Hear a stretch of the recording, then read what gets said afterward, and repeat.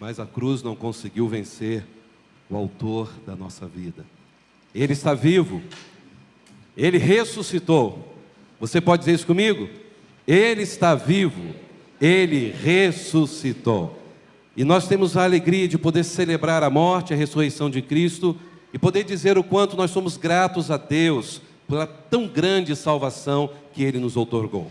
Nós temos a alegria também de saber o quanto Deus tem feito maravilhas no meio da sua igreja. Nós tivemos aqui na sexta-feira a irmã Kátia, que passou por uma cirurgia e graças a Deus já teve alta, já está em casa. Louvado seja o nome do Senhor. A irmã Valéria também, né? Cadê a irmã Valéria, né? Nós oramos por ela, está aqui. Que coisa boa ver a irmã Valéria aqui com a gente, depois daquele período, nesse processo tão difícil e tão longo, né? Para a sua cirurgia. Louvado seja o Senhor. A irmã Adriana também, que Deus, não sei se ela está aqui agora pela manhã, mas que Deus está.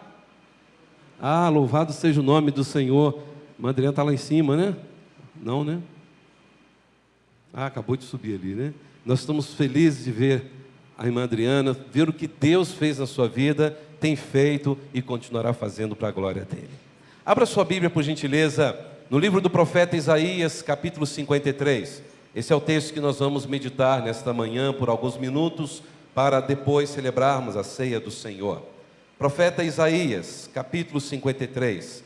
Ontem tivemos uma programação muito linda aqui na igreja, onde tivemos evangelismo juntamente com uma formatura dos heróis mirins, os bombeiros mirins. Creio que com crianças e pais e familiares, tivemos cerca de quase 200 pessoas aqui presentes ontem à tarde. E foi uma oportunidade incrível de falar do amor de Jesus e também dar a destra da fraternidade. A igreja então abriu de portas abertas aqui, todas as portas, braços abertos para receber essa comunidade. E todos falaram muito, muito dessa igreja, o carinho que foram recebidos. E Deus então tem nos abençoado. Como tivemos também em trabalho da ADBAP, dos nossos adolescentes, foi um trabalho lindo, maravilhoso ontem. E como também tivemos ontem à noite o culto da juventude, ou seja, muitas atividades. E tudo isso nós fazemos por quê? Porque um dia Cristo veio, morreu, ressuscitou e nos deu a tão grande salvação. Por isso que a igreja do Senhor é ativa, ela é viva, ela marcha e a porta do inferno não resistirá ao avanço da igreja de Jesus Cristo. Vamos ler então Isaías 53, diz assim, o profeta, nesse versículo 1 de Isaías 53. Quem deu crédito à nossa pregação e a quem se manifestou o braço do Senhor, porque foi subindo como renovo perante ele, e como raiz de uma terra seca, não tinha beleza nem formosura, e olhando nós para ele, não havia boa aparência nele, para que o desejássemos. Era desprezado, o mais rejeitado entre os homens, homem de dores, experimentado nos trabalhos, e como um de quem os homens escondiam o rosto, era desprezado, e não fizemos dele caso algum. Verdadeiramente, ele tomou sobre si as nossas enfermidades, e as nossas dores levou sobre si, e nós o reputávamos por aflito, ferido de Deus e oprimido. Mas ele foi ferido por causa das nossas transgressões, e moído por causa das nossas iniquidades. O castigo que nos traz a paz estava sobre ele, e pelas suas pisaduras fomos sarados. Todos nós andávamos desgarrados como ovelhas, cada um se desviava pelo seu caminho, mas o Senhor fez cair sobre ele a iniquidade de nós todos. Ele foi oprimido, afligido, mas não abriu a sua boca. Como um cordeiro foi levado ao matadouro, e como ovelha muda perante os seus tosqueadores, assim ele não abriu a sua boca. Da opressão e do juízo foi tirado. Quem contará o tempo da sua vida? Porquanto foi cortado da terra dos viventes, pela transgressão do meu povo, ele foi atingido. E puseram a sua sepultura com os ímpios, e com o rico na sua morte, ainda que nunca cometeu injustiça, nem houve engano na sua boca. Todavia, ao Senhor agradou moê-lo, fazendo-o enfermar, quando a sua alma se puser por expiação do pecado. Verá a sua posteridade, prolongará seus dias, e o bom prazer do Senhor prosperará na sua mão. Ele verá o fruto do trabalho da sua alma, ficará satisfeito com seu conhecimento. O meu servo, o justo, justificará muitos, porque as iniquidades deles levará sobre si. Por isso, lhes darei muitos como a sua parte, e com os poderosos repartirá ele o despojo, porquanto derramou a sua alma na morte e foi contado com os transgressores. Mas ele levou sobre si o pecado de muitos e intercedeu pelos transgressores. Que Deus abençoe a leitura da sua palavra. Vamos orar. Obrigado, Senhor, pela tua palavra lida. Obrigado, ó Deus, porque nós sabemos que a tua palavra é lâmpada para os nossos pés, é luz para os nossos caminhos. Reconhecemos, Senhor, que sempre quando a tua palavra é lida e explicada, é a boca do Senhor falando diretamente aos nossos corações. Que nesta manhã possamos sair daqui, ó Deus, mais uma vez, edificados pela tua palavra e pelo Deus desta palavra. Usa a minha vida, ó Deus, como instrumento nas tuas mãos, para que a glória, a honra, o domínio e o poder sejam dados tão somente ao nome de Cristo.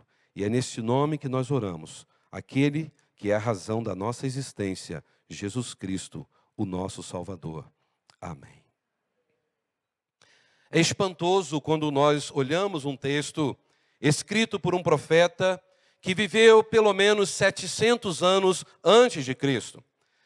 E ele pôde detalhar nesse registro, inspirado pelo Espírito Santo, algo tão completo a respeito da morte de Jesus Cristo.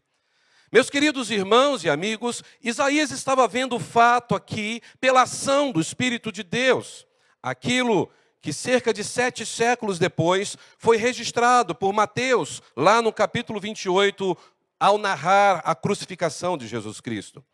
E esse texto nos relata que a cruz de Cristo não foi um acidente.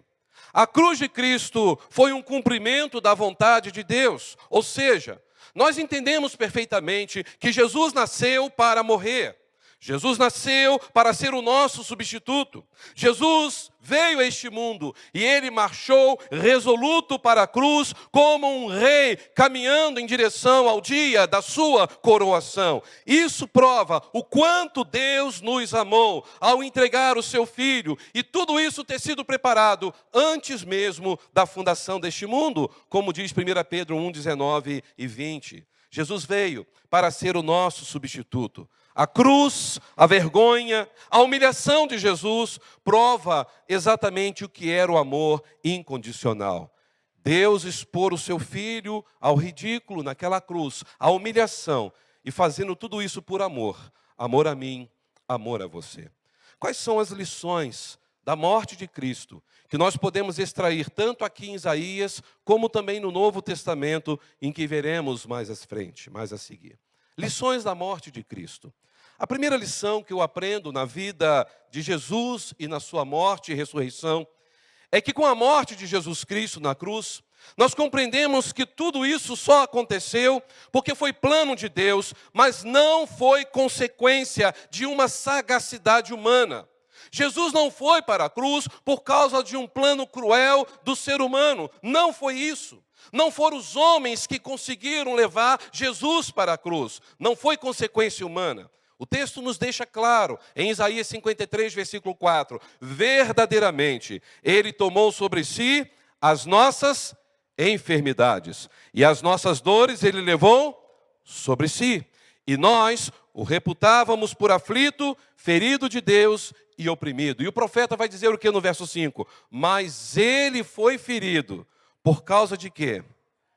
Das nossas transgressões. Ele foi moído por causa das nossas iniquidades. O castigo que nos traz a paz estava sobre Ele, e pelas suas pisaduras fomos sarados.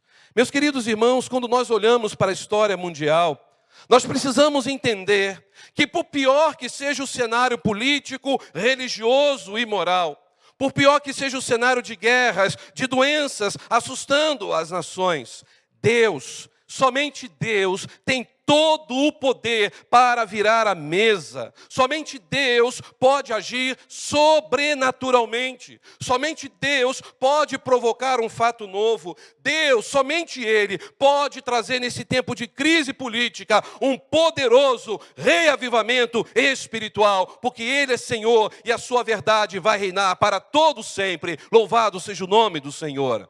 E se nós entendemos isso, que Deus tem um controle absoluto da história, o mundo e o universo estão nas palmas de suas mãos. Deus não perdeu o controle e o domínio sobre este mundo. Você pode repetir isso comigo? Deus não perdeu o controle e o domínio sobre este mundo. É isso que a igreja diz sempre. A Ele, o Senhor, seja a glória, a honra, o domínio e o poder pelos séculos dos séculos. Amém. Então vejam comigo, já que Deus tem um controle absoluto de tudo nas suas mãos, podemos entender que a morte de Jesus não foi determinada por fatores da sagacidade humana. Não foi determinada exatamente porque aqueles sacerdotes judeus corruptos perseguiram o Senhor e fizeram de tudo para o matar. Não foi. Jesus não foi para a cruz porque os escribas o odiavam. Também não. Jesus não foi para a cruz porque os fariseus e os saduceus discordavam da sua teologia. Não. Meus irmãos, muito menos, Jesus foi para a cruz porque Judas o traiu por 30 moedas de prata. Também não. Jesus não foi para a cruz porque o Sinédrio, de forma sagaz, formulou acusações ilegais contra ele, chamando-o de homem blasfemo. Não foi isso que levou Jesus para a cruz. Jesus não foi para a cruz porque Pilatos, de forma covarde, contra a sua própria consciência e a palavra da sua esposa, porque teve um sonho cruel, ele então condenou Jesus, lavou as mãos dizendo, eu não tenho nada a ver com isso, vocês que escolheram. Não foi essa a causa que levou Jesus à cruz. Ou seja, irmãos, Jesus não foi para a cruz por causa da sagacidade do coração humano. O texto é claro, o texto nos responde que a culpa foi minha. A culpa foi sua. Nós somos os verdadeiros culpados pela morte de Jesus. Os nossos pecados fizeram isso, levaram Jesus até a cruz. Só que tem mais, tem mais. Nós sabemos também que há uma complementação para essa resposta. Não somente eu e você, por causa dos nossos pecados, por causa do pecado da humanidade, que Jesus foi para a cruz. Mas se você olhar o versículo 4, o profeta Isaías disse que o próprio Deus precisou levar Jesus para a cruz. O que diz no versículo 4? Verdadeiramente, Ele tomou sobre si as nossas enfermidades, as nossas dores levou sobre si. E nós o reputávamos por aflito e ferido de quem? De Deus. Deus então feriu naquela cruz por nós. Agora veja o verso 10. Todavia, ao Senhor agradou fazer o quê? Moê-lo, esmagá-lo naquela cruz, fazê-lo enfermar. Meus irmãos, o texto diz que Deus se agradou moer Jesus naquela cruz. Deus esmagou seu filho naquela cruz, por mim e por você. Então nós chegamos à conclusão que não foram os soldados que mataram Jesus, não foram os líderes do Sinédrio, não foram os insultos da multidão, mas foi o próprio Deus quem o esmagou, fazendo isso por mim, fazendo isso por você. Que grande amor é o amor de Deus. Irmão, Jesus não foi forçado a morrer. Jesus não foi obrigado a morrer. Jesus não foi para a cruz porque naquele momento estava tendo uma briga política lá em Roma. Não foi isso. Jesus não foi para a cruz como um indefeso que caiu nas mãos de um sistema corrupto. Não, pelo contrário.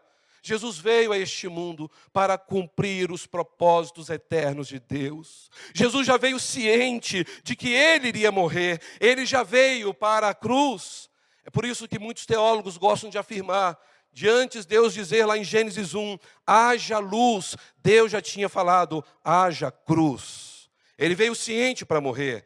E o plano de salvação estava traçado antes da fundação do mundo, como disse 1 Pedro, capítulo 1, 19 e 20. Irmãos, Jesus veio voluntariamente e se entregou por nós. Ele sabia que a cruz estava em sua vida. Então não foram as maldades humanas, mas foi um projeto de amor de Deus, um projeto transformador que Deus preparou para libertar a sua vida, a minha vida, a nossa vida. E a razão da igreja estar aqui reunido é porque esse amor de Deus nos alcançou e hoje eu e você somos lavados pelo sangue do Cordeiro e somos salvos para todo sempre.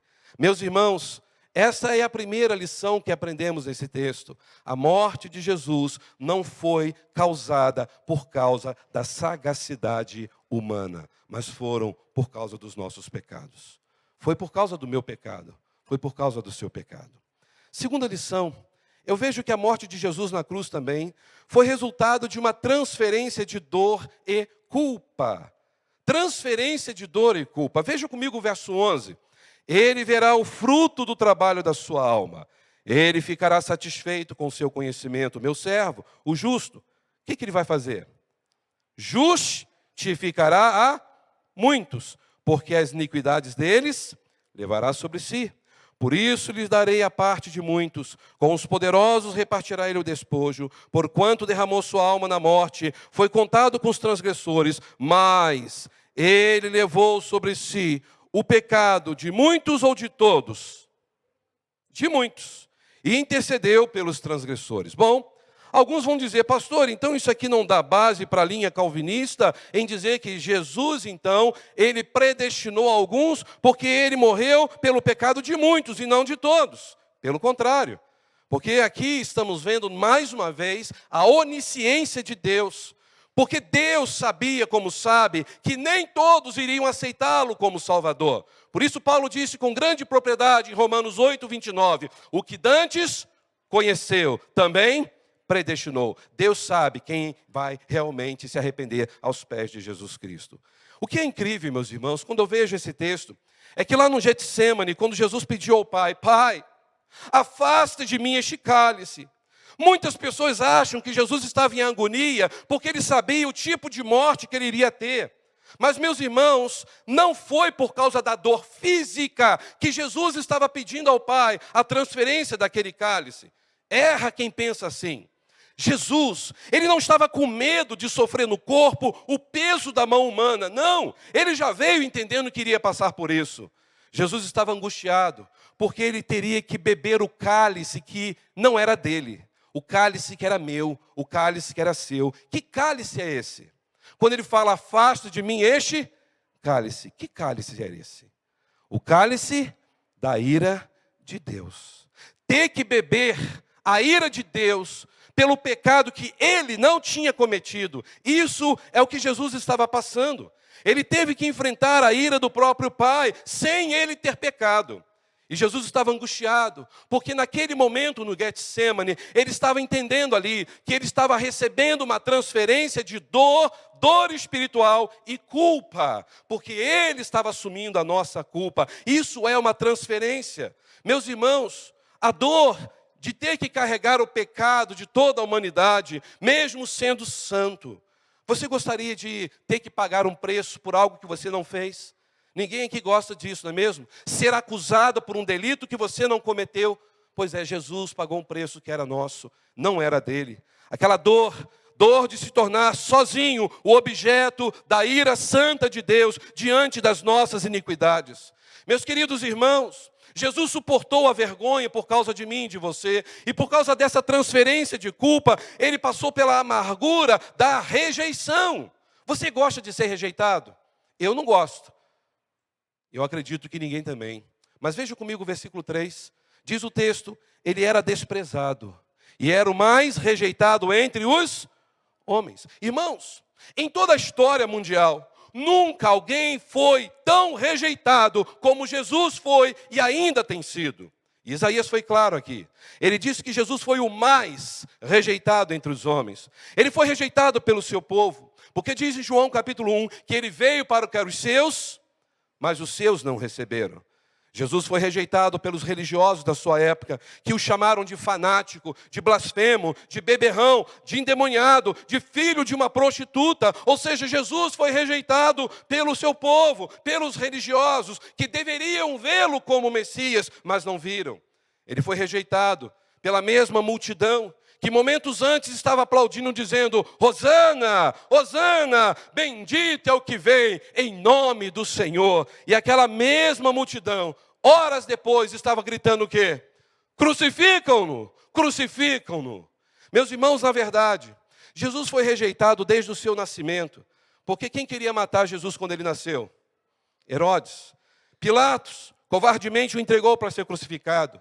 Herodes Antipas escarneceu dele no julgamento. Você é o rei dos judeus? Meus irmãos, Jesus foi rejeitado pelos sacerdotes judaicos que conheciam a lei de Moisés de ponta a ponta, mas não enxergaram Jesus ali. E foram esses mesmos sacerdotes que forjaram acusações mentirosas contra Jesus. E a Bíblia é clara a nos ensinar que fizeram isso por inveja. Irmão, Jesus foi rejeitado até pelos seus próprios apóstolos. Judas o traiu, Pedro o negou, os outros, fugiram, abandonaram. E pior, Jesus foi rejeitado até pelo próprio Pai, ao ser imolado naquela cruz, o próprio Deus. É por isso que quando Jesus estava na cruz, Ele se fez pecado por nós, e Ele gritou uma frase que nós conhecemos muito bem. Qual é? Deus meu, por que me abandonaste? E aqui cabe uma abordagem exegética rapidamente nesse texto. Abra sua Bíblia, por gentileza, em Mateus capítulo 27, verso 46. Diz esse texto algo que nós conhecemos, mas talvez podemos desconhecer também. Diz então Mateus, capítulo 27, 46, o quê? Mantenha esse texto aberto, porque nós vamos ler depois Marcos 15, 34, no mesmo contexto e a mesma fala. Diz assim, Mateus 27, verso 46. E perto da hora nona, exclamou Jesus em alta voz, dizendo, Eli, Eli, lama sabactani. Isto é, Deus meu, por que me desamparastes ou abandonastes? Agora veja Marcos 15, 34. Vamos entender o que esses textos nos ensinam. As diferenças que muitas vezes não são observadas. Marcos 15, 34 diz o quê? E a hora nona, Jesus exclamou com grande voz, dizendo, Eloi, Eloi, lama sabactani. Que traduzido é, Deus meu, por que me desamparastes ou abandonaste? Você guardou os dois textos? Mantenha eles aí. Agora abra o Salmo 22, 1. Porque foi este salmo que Jesus citou lá naquela cruz. Salmos 22, versículo 1. O que diz o Salmo 22, 1? Meu Deus, por que me abandonaste? Porque está tão distante dos meus gemidos por socorro. Eu não sei se você observou alguma diferença aqui nessas três falas. De Salmos 22, que foi narrado por Davi, de Mateus 27 e depois de Marcos. Talvez você diga, pastor, é porque numa versão foi falado Eli e a outra fala Eloi? Não, porque o significado das palavras Eli ou Eloi quer dizer Deus meu ou meu Deus. Não tem nenhum mistério aqui. Mas então qual é o problema? O problema, meus irmãos, é quando nós olhamos para a expressão do Salmo 22, na qual Jesus se utilizou.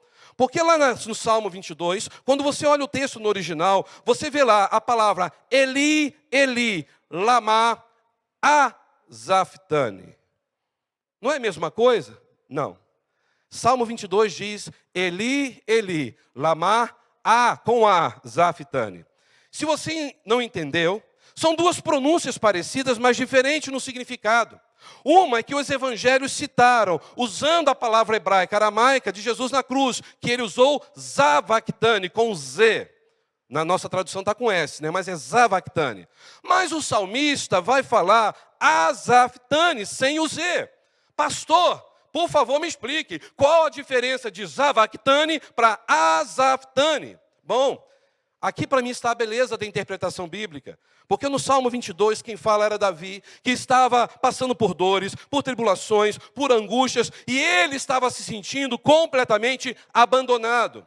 Davi se sentiu assim, e ele usa essa expressão, azaphtani. Mas Jesus lá na cruz, quando ele usa este salmo, e ele vai falar da sua dor, da sua tribulação, da angústia da sua alma, em ter que carregar o pecado de toda a humanidade, ele está falando do sentimento do que é ser imolado como um cordeiro no altar. Porque, meus irmãos, o termo mais próximo no hebraico para a palavra zabactani, que é a palavra hebraica zevactani, do verbo zavar, não precisa guardar essas expressões, mas significa ser sacrificado, significa ser imolado, rasgado. Então, quando Jesus gritou na cruz, de fato, ele gritou o Salmo 22, Eli, Eli, lama, mas ele não falou azaphtani, ele disse o zavactani. Por quê? Ele estava dizendo exatamente assim, meu Deus, por que imolastes a mim? Não dá uma diferença? Sabe o que Jesus estava dizendo na cruz? Ele estava se sentindo no lugar de um cordeiro sendo imolado. naquela condição que ele estava se fazendo maldição no lugar de muitos sem ter culpa. Jesus estava deixando claro aqui na cruz que ele não era Davi, o Davi abandonado, o Davi sofrido do Antigo Testamento, mas de fato, ele estava dizendo ali, fazendo da cruz o seu púlpito, ao dizer, eu sim, me tornei no Cordeiro de Deus, eu sou o Cordeiro de Deus, que vou ser imolado por causa da humanidade. Eu sim estou recebendo a maldade de toda a humanidade sobre mim, a iniquidade de todos, e naquele momento, Deus não podia ajudá-lo, não porque Deus não tinha poder, mas porque era necessário Jesus ser imolado para ser o nosso substituto naquela cruz. Louvado seja o nome do Senhor por tão grande amor. Meus irmãos, o que Jesus fez na cruz foi exatamente como aconteceu com Isaque, filho de Abraão. Quando Abraão levanta o cutelo para imolá-lo, Zavactane. Naquele momento no Monte Moriá, o que o anjo do Senhor falou para Abraão? Não faças tal coisa com seu filho. Eis aqui o cordeiro, lá em Gênesis 22 fala sobre isso. Ou seja, Isaque quase foi imolado, mas quem foi imolado no lugar de Isaque? Foi o cordeiro. Então Jesus é o Cordeiro de Deus que tira o pecado do mundo. Jesus foi imolado, Zavactane. Deu para entender a diferença? Deus o Pai puniu em Jesus o seu Filho os nossos pecados. E sabe o que me chama a atenção? Que até hoje, Jesus ainda tem sido rejeitado. As pessoas o rejeitam quando dizem, é impossível vencer os meus vícios. As pessoas rejeitam Jesus quando elas dizem, Jesus, eu prefiro continuar no meu pecado do que viver uma vida de santidade na tua casa. As pessoas rejeitam Jesus quando preferem alimentar o ódio, o rancor no coração, do que gerar perdão. Isso é uma rejeição do que Jesus fez na cruz. Meus irmãos e amigos, as pessoas rejeitam Jesus quando ao invés de lutar pela paz, elas estão sempre arrumando confusão. Você conhece pessoas assim? Elas são sempre do contra, elas são sempre pessoas prontas a criticar, elas nunca trazem uma palavra de elogio, de bênção, elas só querem arrumar um defeito, nunca falam de algo positivo. Eu acho que pessoas assim, de fato, não podem ter encontrado a experiência em Jesus Cristo. E eu chego à conclusão de que eu tenho certeza absoluta. Não acho, porque aquele que nasceu em Cristo é nova criatura. As coisas velhas se passaram, porque tudo se fez novo. Então as pessoas rejeitam a Jesus. Jesus foi humilhado, desprezado por mim e por você. Ele foi imolado naquela cruz. Ele foi desfigurado. E se você olhar no versículo 5 de Isaías 53, diz que essa desfiguração em Jesus foi por causa das pancadas que ele recebeu. Leiam comigo o verso 5, por gentileza. Mas ele foi ferido por causa das nossas transgressões. A expressão de ferido é, ele teve sulcos abertos no seu corpo, ferida exposta. Ele foi moído, ou seja, bateram a ponto dele ficar sem condições de se levantar direito. Tudo por causa das nossas iniquidades. E o castigo que nos traz a paz estava sobre ele. E pelas suas pisaduras, fomos sarados. Os irmãos se lembram que eu disse recentemente? Quantas pessoas usam esse versículo para dizer, pelas pisaduras do Salvador, nós somos sarados. Aí eu fui pregar naquela igreja, que colocaram vários pezinhos no chão da igreja, desde a entrada até perto do púlpito. Vocês lembram que eu falei isso? E aí as pessoas vinham assim, nem tinham que falar alto, pelas suas pisaduras, de acordo com que a Pisani ia falando isso. E aí depois no final, eu recebo a minha cura, eu recebo a minha bênção, e a pessoa voltava para o seu lugar. Eu chamo isso de esoterismo evangélico.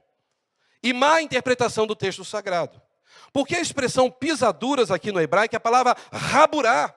E sabe o que é raburá? Significa contusões. Feridas abertas por golpe, como se fosse um pedaço de pau, não golpe de algo que é afiado. Ele apanhou tanto até a ponto da sua carne não aguentar e começar a esfarelar e abrir buraco. Essa é a ideia da palavra, pelas suas pisaduras. Ou seja, o que nós entendemos é que pelo sofrimento de Cristo, por tudo aquilo que aconteceu com ele foi esmagado, moído no seu corpo, para que eu e você pudéssemos ser sarados. E a primeira cura que o Senhor traz sobre nós é a cura espiritual. Você consegue entender o que Jesus passou por mim? Machucaram tanto a Jesus que ele ficou irreconhecível, desfigurado. Ele foi flagelado por amor. E o que nós temos feito em resposta a isso? Há um hino que diz no Cantor Cristão 92, morri na cruz por ti. Eu acho que é 92 ou é 93. Que fazes tu por mim? É uma pergunta que me incomodava desde criança. Jesus morreu na cruz por mim. Ele sofreu. As feridas foram abertas. E o que eu tenho feito por Jesus? Eu estou sempre ocupado. Eu estou sempre cheio de ocupações no dia a dia, com outros sonhos, outros projetos. E Jesus não entra na minha agenda. E o que eu tenho feito por Jesus? Vocês conseguem imaginar o que Jesus passou? Foi rejeitado. Até o céu o abandonou. De tal forma que o texto diz em Mateus 27, que a terra o expulsou. Foi um dia tão cruel que até o universo inteiro se manifestou. O universo gritou diante da morte do Filho de Deus. Houve um grande tremor. Tremor de terra, pedras rolaram, as pessoas viram aquele espetáculo da natureza, o sol se escureceu, a tal ponto desses fenômenos que aconteceram na crucificação de Jesus, que um homem tão acostumado com guerra, tão acostumado com sangue, lá em Mateus 27, 54 disse, aquele centurião, e ele olhando o terremoto, olhando tudo o que tinha sucedido, ele então teve grande temor, e o que ele gritou dizendo? Verdadeiramente, este era filho de Deus. Será que podemos dizer o mesmo agora, diante daquilo que Jesus fez por você na cruz? Verdadeiramente, ele era filho de Deus, ele morreu por mim. Eu não quero rejeitar ao Senhor, eu não quero viver uma vida longe de Jesus.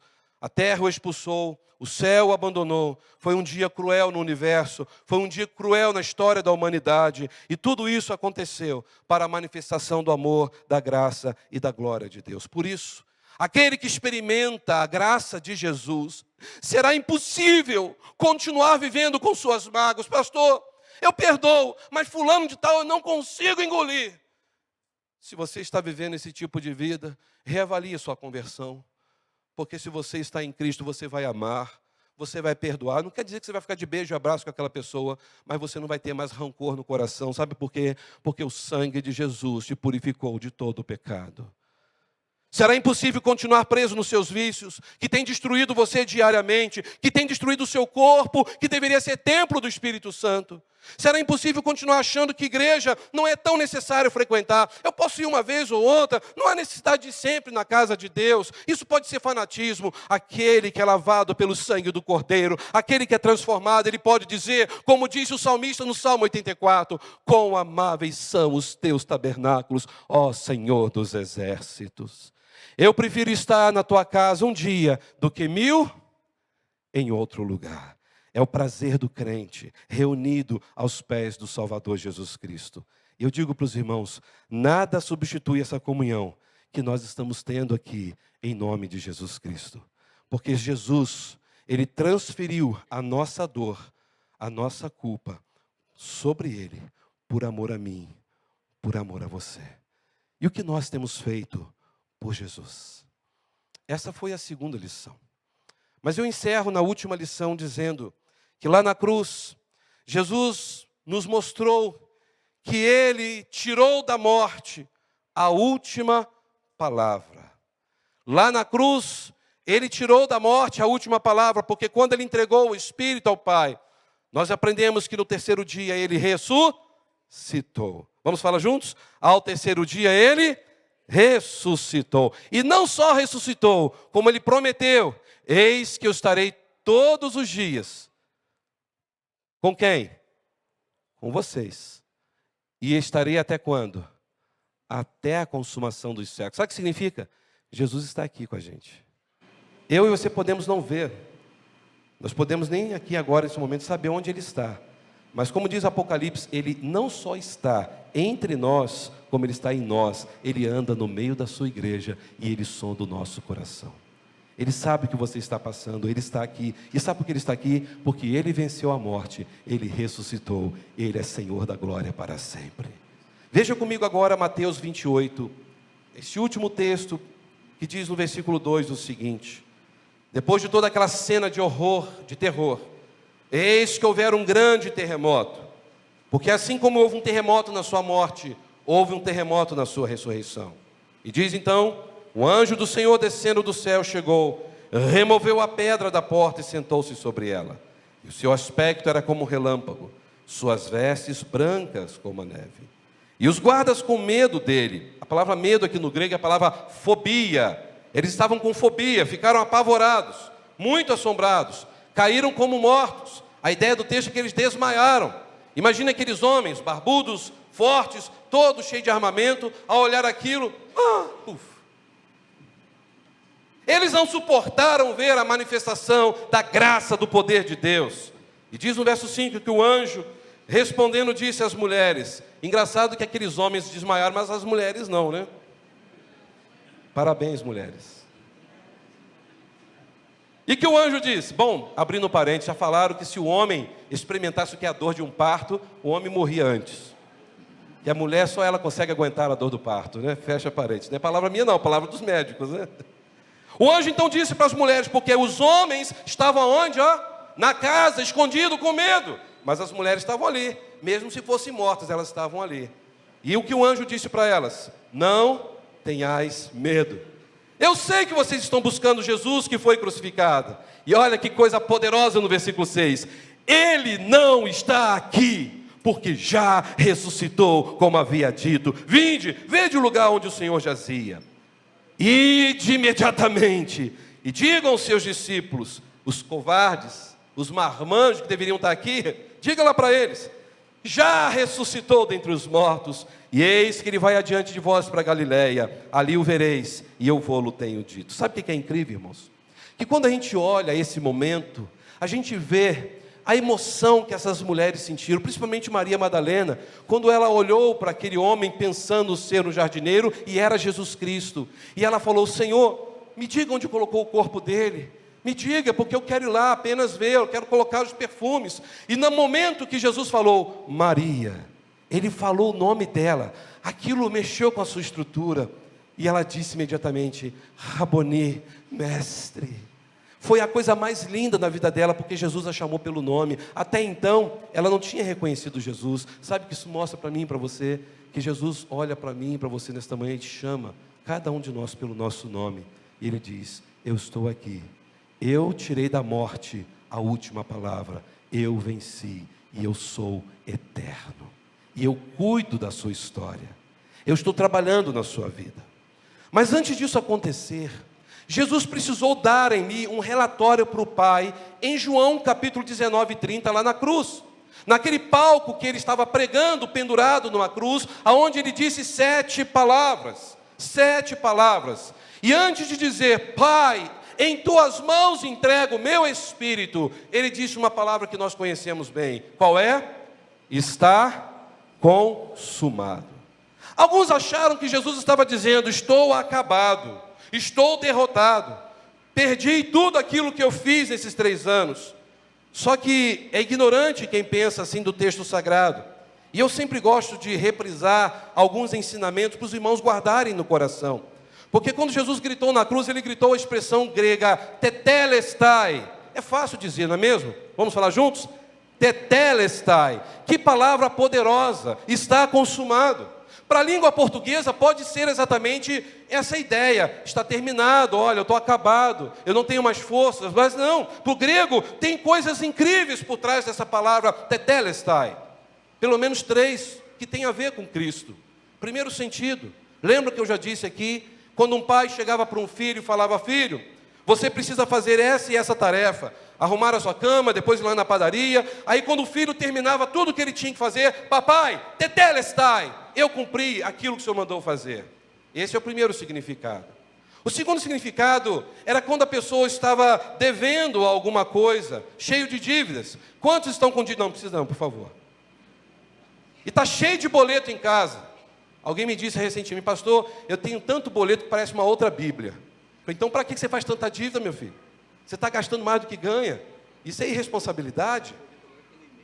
Eles então pegavam todas aquelas dívidas, depois de quitada, levavam no local próprio, e lá eles carimbavam, tetelestai, dívida quitada. Aí eles pegavam aquele monte de papel, tudo junto ali, igual a Bíblia, e pregavam bem no umbral da porta, do lado de fora, para que quando alguém passasse, olhasse e visse, ali mora uma família de bem, ali moram pessoas de caráter, ali moram pessoas que pagam suas dívidas. Tetelestai. Mas também, Um outro significado que era muito utilizado nos cartórios daquela época em Roma, quando alguém comprava um imóvel e terminava de pagar aquele imóvel, ele recebia a escritura daquele imóvel com aquele carimbo bem grande, tetelestai, ou seja, agora isso é seu direito, isso é fato, você é o proprietário absoluto deste lugar. E isso nos faz pensar em quê? Que eu e você, pelo sangue de Cristo, fomos transformados em propriedade exclusiva de Deus para sempre. Tetelestai. Então Jesus veio a este mundo para cumprir aquilo que a Trindade Sagrada já tinha traçado antes da fundação do mundo. Ele pôde gritar na cruz: Pai, Espírito Santo, eu cumpri a obrigação que me foi incumbida a realizar. Depois ele disse: Pai, Espírito Santo, eu também paguei a dívida de toda essa humanidade, inclusive desses que me crucificaram. Eu paguei a dívida. E por último, pelo meu sangue, Pai, eu estou dizendo aqui que a partir de agora, todos que crerem em mim também serão propriedade exclusiva do Senhor para sempre. Isso não é maravilhoso? Mas aí a partir de Lucas 18, quando eu começo a entender tudo o que é Jesus para a nossa vida, que Ele gritou tetelestai, está consumado, que Ele cumpriu o que Ele tinha que cumprir, que Ele morreu e ressuscitou, que as mulheres ficaram espantadas, alegres, que os discípulos puderam ver Jesus. Mateus 18, Lucas 18, melhor dizendo, mostra exatamente algo que tem que incomodar o coração de todos esta manhã. E a pergunta é: com quem iremos ficar após a morte? Ao lado de quem passaremos a eternidade? Não importa onde, mas é com quem. Não nos importa se as ruas do céu são de ouro, se são muros de cristais. Não importa se nós vamos chegar no céu e vamos encontrar um lugar maravilhoso, brilhante. Isso para mim não é importante. O que me importa é saber com quem eu estarei no céu. Porque não adianta estar no lugar maravilhoso se Jesus não estiver ali. Então eu entendo que o céu é Jesus. Se Jesus está conosco, nós desfrutamos do céu. E se você já tem Jesus, você já começa a desfrutar do céu aqui na terra, porque Jesus está presente na sua vida. É Ele quem enxuga nossas lágrimas. Não são as ruas de ouro do céu que irão enxugar nossas lágrimas, mas é Jesus. É Ele que vai cuidar da nossa história. Não são os anjos do céu. É Ele que vai nos dar alegria, não são os seres celestiais que nos dará alegria, muito menos o céu, mas é Jesus. Jesus é céu para mim. É por isso, meus irmãos, que se Jesus é céu para mim e para você, se Jesus é a pessoa mais importante da nossa vida, Ele está dizendo para mim e para você: por que você está com medo da morte? A morte não tem mais a última palavra, a morte não pode mais te apavorar. Como disse Paulo em 1 Coríntios 15, 57 em diante: onde está, ó morte, a tua vitória? Meus irmãos, preste atenção no que eu vou dizer a vocês nesse momento. Jesus triunfou sobre a morte, porque Ele instalou a ressurreição por si mesmo. Ele inaugurou a imortalidade, a eternidade, para todos os seus servos, que um dia iriam encarar a morte. Quem morre com Jesus não morre, vive. Isso me fez lembrar do que aconteceu com um certo homem chamado Jordelino. E eu pude experimentar essa experiência por estar acompanhando a vida dele durante muitos anos. E eu lembro perfeitamente que naquele exato momento eu não pude estar no hospital porque eu tive um outro compromisso lá em Nova Friburgo. Mas quando chegamos no hospital, ele tinha acabado de falecer. E o que me chamou a atenção era um homem fiel ao Senhor. Estava ali lutando contra aquele câncer que ele teve. E ele sempre falava: eu estou firme com Jesus, mas vocês estão... Ele falava para todo mundo, para os enfermeiros: olha, se eu morrer, eu vou ver o meu Salvador, mas e vocês? É sério, a salvação é de graça, a eternidade está aqui do lado. E naquele momento, quando eu cheguei, eu fui conversar com o rapaz que estava ao lado dele, e o rapaz falou assim: olha, eu preciso desabafar. Eu falei: o que foi? Eu vi uma coisa que eu nunca imaginei que eu pudesse ver na minha vida. Eu estou tremendo até agora. O que aconteceu? Aquele senhor que estava aqui agora, é assim, o Jordelino, isso mesmo. Que homem incrível. Aquele homem, na hora que estava morrendo, ele agiu de uma forma muito estranha, que eu fiquei com medo. Falei: como assim medo? Ele simplesmente estava ali em agonia, com falta de ar. Os enfermeiros tentaram reanimá-lo, os médicos foram ali também, aumentaram a dose de morfina para ele, e ele ali, sem conseguir falar e respirar. De repente, os enfermeiros saíram para pegar alguma coisa, não sei qual foi, e eu sozinho do lado dele, vendo aquele homem morrer. Eu tenho pavor de gente morta. Ele simplesmente parou, sentou na cama, olhou para o teto do quarto e disse: meu Senhor, eu sempre esperei por esse dia. E ele deitou e faleceu. E eu fiquei assim, olho para o teto do quarto, no olho, né? Ele estava com medo. Eu falei: você viu alguma coisa? Eu sei que uma coisa. Eu não vi não, porque eu não queria olhar. Mas aquilo trouxe paz para ele. O semblante dele foi de alegria. Ele deitou naquela cama com o semblante de quem tinha acabado de ir para um lugar maravilhoso, com uma pessoa maravilhosa. Quando eu ouvi aquilo encheu meu coração de alegria, de regozijo, e pensar: quantos crentes têm medo da morte? A morte não pode nos dar medo. Nós não somos crentes suicidas, só pensamos em morrer, não. Mas se um dia a morte chegar, você pode dizer para a morte: morte, você não tem mais a última palavra. Porque enquanto você está zombando de mim, morte, Jesus zombou de você, porque Ele te venceu para sempre. A última palavra não é da morte, porque quando o crente morre, ele está vivo. Ele simplesmente está indo para os céus, para sempre viver ao lado de Jesus Cristo. Por isso que diz Colossenses capítulo 2, que na cruz Jesus expôs Satanás ao ridículo. Foi na cruz que os principados e potestades caíram por terra, porque Jesus, Ele que humilhou o mal, Ele que humilhou a morte. Satanás é que estava sendo derrotado. A cruz foi lugar de triunfo, e o túmulo vazio é consequência da cruz, ou seja, a vitória. É por isso que não existe outra saída, não existe outro Salvador. E quero dizer mais: frequentar a igreja não é suficiente, ser batizado no batistério de uma igreja não é suficiente, ser líder na igreja não é suficiente, ser pastor muito menos, ser religioso e zeloso não é suficiente, a não ser que reconheçamos os nossos pecados e entendermos que foi por causa desses pecados que Cristo morreu naquela cruz, e pudermos então dizer: Senhor, estou arrependido, Senhor. Eu estou dizendo muito obrigado pela tua tão grande salvação. Era para ter sido eu ali naquela cruz, mas o Senhor mandou o seu filho para morrer em meu lugar. Isso é o que vale, não é a religiosidade, é ser lavado, remido pelo sangue do Cordeiro. Talvez você se sinta uma pessoa muito religiosa, uma pessoa cheia da sua razão. Se você não foi lavado pelo sangue do Cordeiro, você está perdido para sempre. Se você nesta manhã entrou aqui achando que a tua vida está boa assim mesmo, vem à igreja uma hora ou outra, mas está tudo bem, mas lá fora você continua longe de Jesus, rejeitando Jesus, traindo Jesus, você não é salvo.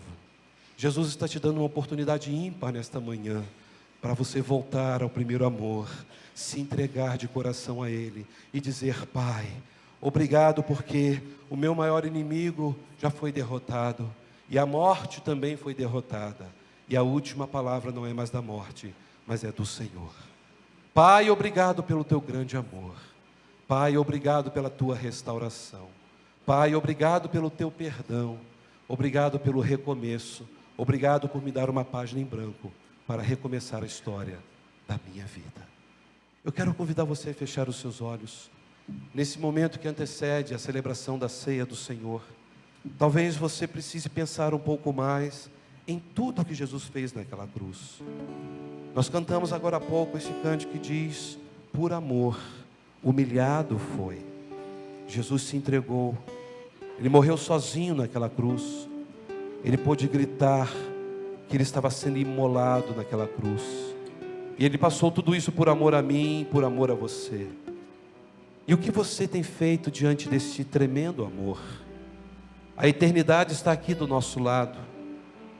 Qualquer um de nós pode ser o próximo na lista, porque a fila da morte é a fila mais desorganizada que existe. Não tem idade. Mas se a morte chegar, você está preparado para dizer, como aquele irmão Jordelino disse: Senhor, eu sempre esperei por esse dia. Eu não dou a mínima para a morte, porque a morte, ela foi humilhada por Jesus Cristo. Ele venceu a morte. Se você não tem essa certeza, eu quero te dar uma oportunidade nesta manhã de você entregar sua vida a Jesus Cristo, de dizer para Ele: Senhor, eu preciso de Ti. Senhor, eu não quero rejeitar mais esta tão grande salvação. O Senhor fez tudo isso para que você pudesse ter vida em abundância aqui na terra e vida eterna nos céus.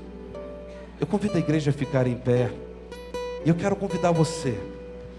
Se você entende que este é o momento que Deus está te chamando, talvez para se reconciliar, voltar ao primeiro amor, talvez entregar sua vida a Cristo e dizer: Senhor, eu quero fazer parte desta linda família aqui na terra, a tua igreja.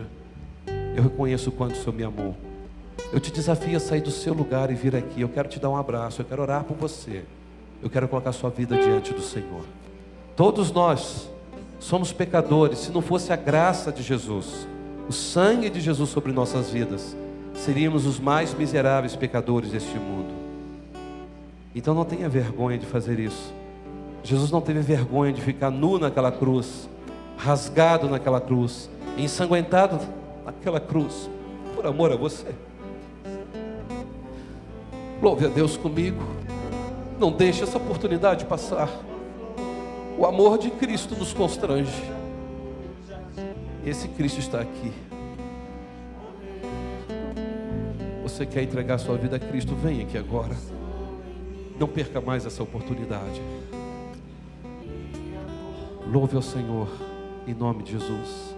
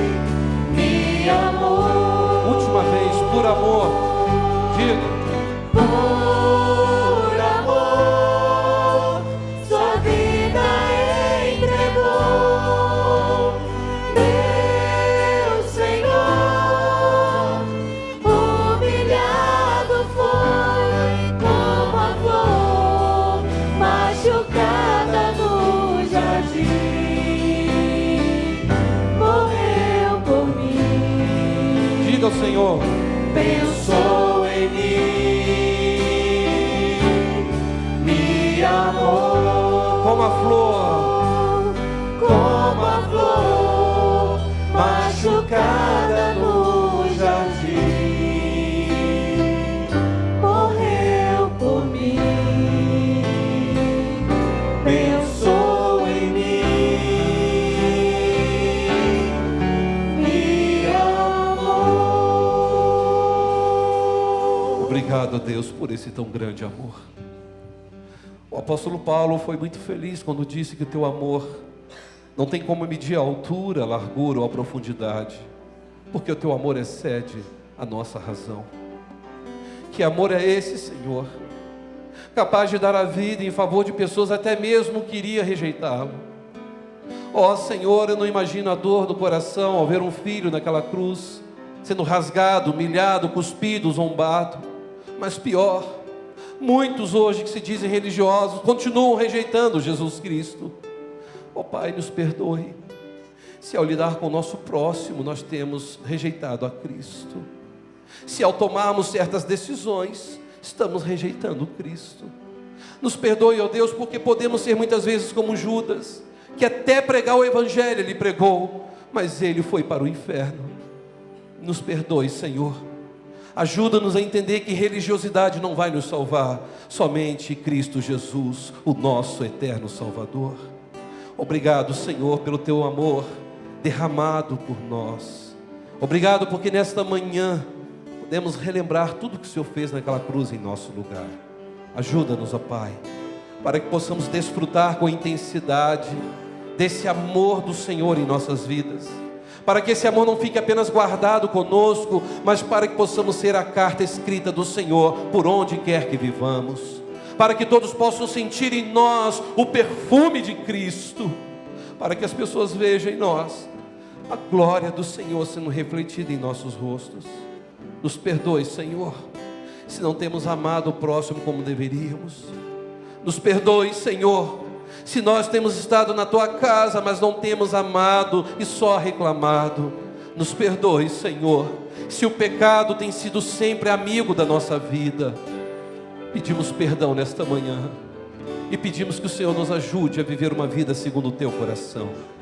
Em especial, entrego cada vida que vem aqui à frente no teu altar, vida que nós amamos, que o Senhor ama também. Abençoe cada pessoa aqui neste lugar nesta manhã. Obrigado, ó Deus, pela coragem de cada um estar aqui diante de Ti no Teu altar, dizendo: Senhor, eu quero mais de Ti. Eu peço a bênção do Senhor sobre essas vidas, meu Pai. Eu tenho certeza absoluta, aquilo que o Senhor disse em João 6,37, que aquele que vem a mim, de modo algum eu lançarei fora. Esses nomes já estarão escritos no livro da vida para sempre. Louvado seja o Senhor. E eu entrego essas vidas no Teu altar. Eu oro como ministro do Evangelho, em nome de Jesus. Amém. Dê um abraço quem está do seu lado. Diga: Jesus te ama. Ele se entregou por você. Por amor, humilhado foi. Eu quero convidar os diáconos para virem aqui à frente. Estão escalados. E quero convidar a igreja a abrirem suas Bíblias no livro de 1 Coríntios, capítulo 11.